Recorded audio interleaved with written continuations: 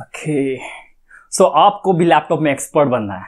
See my friend, यहाँ पर ना जो भी मेरे वीडियोस देख रहे हैं, यहाँ पर दो टाइप के लोग हैं। एक है इस वीडियो को इसलिए देख रहे हैं उनके लैपटॉप में अगर कुछ भी प्रॉब्लम होता है तो वो खुद से सॉल्व कर पाए, और दूसरे लोग भी यहाँ पर हैं जो इस फील्ड में करियर को बिल्ड करना चाहते हैं। ये दो टाइप के लोग हैं यहाँ पर, राइट।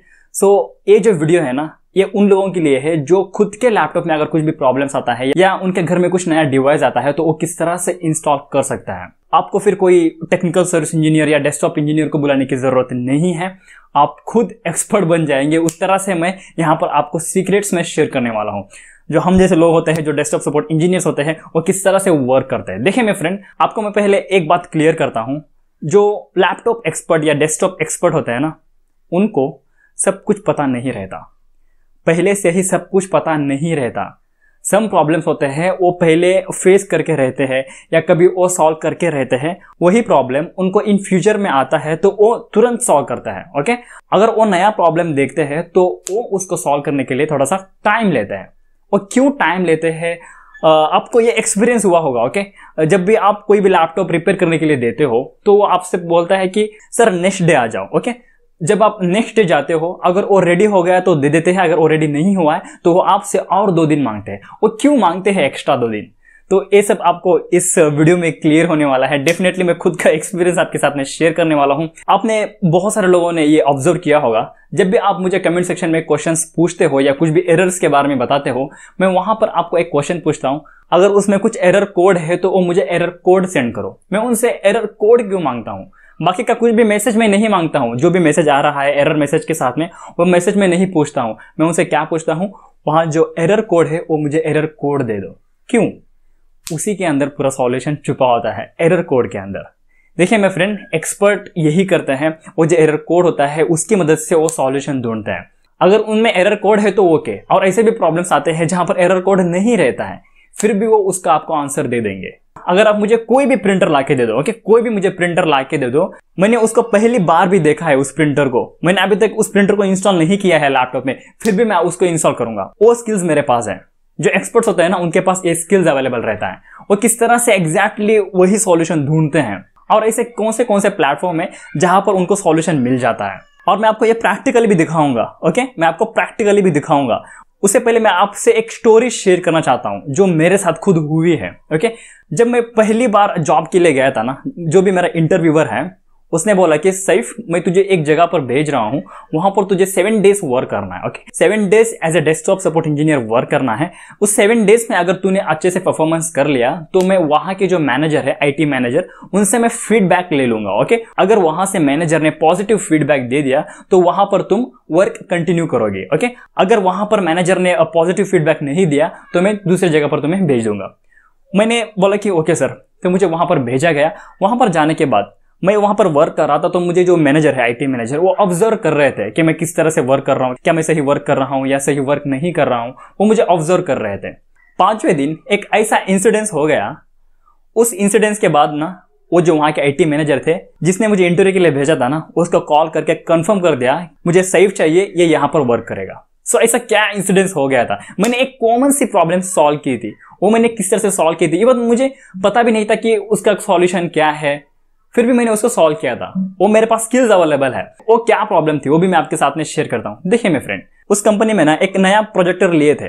ओके, न्यू प्रोजेक्टर लेने के बाद दूसरे लोग आ गए थे बाहर से, उन्होंने कनेक्ट करके पूरा चले गए। वो जाने के बाद ना, देखिए प्रोजेक्टर को बेसिकली किस तरह से कनेक्ट करते हैं लैपटॉप में, जो उसके बैक साइड में केबल होता है, वीजे केबल हो या HDMI केबल हो, उस केबल के थ्रू लैपटॉप में कनेक्ट करते हैं। जो भी प्रेजेंटेशन देते हैं वो प्रेजेंट करते हैं, राइट। सो इस तरह से उनका प्रोसेस ना बहुत सालों से चलता आ रहा था। जो भी लैपटॉप्स लेके आते थे उनका लैपटॉप कनेक्ट करते थे और वो प्रेजेंटेशन देके चला जाता था।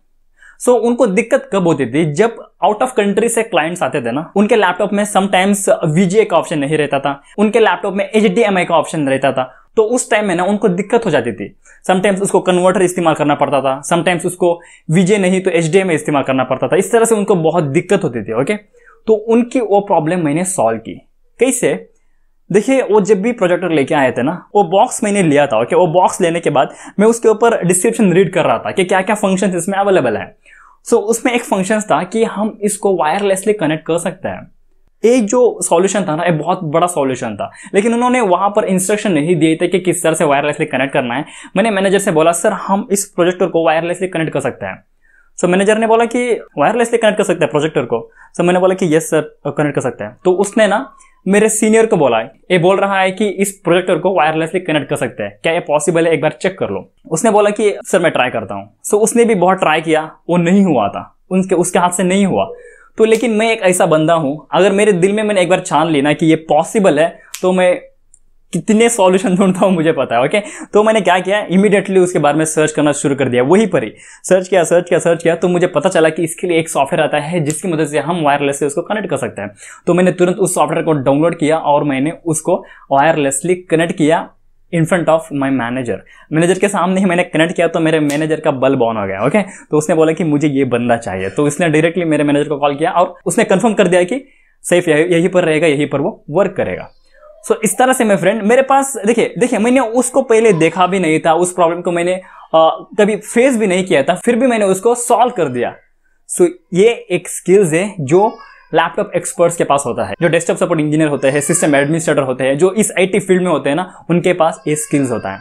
देखिए मेरे फ्रेंड, वो क्या करते हैं, उनको जो भी प्रॉब्लम्स आते हैं, अगर उसने पहले फेस किया है तो वो सॉल्व करते हैं, नहीं फेस किया है तो वो गूगल में सर्च करता है। उनके लिए मास्टर गूगल है। सो बहुत से लोग सोचते होंगे कि कॉमन सी बात है, गूगल में तो सॉल्यूशन मिलता है। देखिए मेरे फ्रेंड, मुझे पता है बहुत से लोग गूगल करते हैं, लेकिन राइट वे में गूगल में कीवर्ड्स ढूंढना बहुत से लोगों को नहीं आता है। मतलब एग्जैक्ट प्रॉब्लम को सॉल्यूशन ढूंढना बहुत से लोगों को नहीं आता है, वो स्किल्स हमको पता है। ओके, मतलब जैसे एग्जांपल मान लो आपके लैपटॉप में कोई भी एक सॉफ्टवेयर इंस्टॉल करना है, जैसे ऑटोकैड। ओके, ऑटोकैड आपके लैपटॉप में सॉफ्टवेयर को इंस्टॉल करना है। हर एक सॉफ्टवेयर को इंस्टॉल करने के लिए अलग अलग से वेज होते हैं, अलग अलग से सेटिंग्स होते हैं, राइट। हम सब सेटिंग्स को तो याद नहीं रख सकते, तो हम क्या करते हैं, गूगल की मदद लेते हैं, यूट्यूब की मदद लेते हैं, कोरा की मदद लेते हैं, विकिपीडिया की मदद लेते हैं, माइक्रोसॉफ्ट की मदद लेते हैं। सो इन सब में हम ढूंढते हैं किस तरह से उस सॉफ्टवेयर को इंस्टॉल करना है। ऐसे ही मैं आपके साथ में शेयर करता हूं कि कोई भी प्रॉब्लम्स आपके सामने आता है तो उसको आप किस तरह से सॉल्व करेंगे। जैसे एग्जांपल मान लो, ओके, जैसे एग्जांपल मान लो आपको कुछ भी एरर आ गया है, उस एरर के डाउन में आपको कोड मिलेगा। अगर कोड है तो आपको डायरेक्टली वही कोड सर्च करना है गूगल में। ओके, एरर रहेगा और कोड रहेगा 0x0003, इस तरह से कोड रहेगा, सेम कोड रहेगा, हम नहीं बोल सकते, अलग अलग से कोड रहेगा।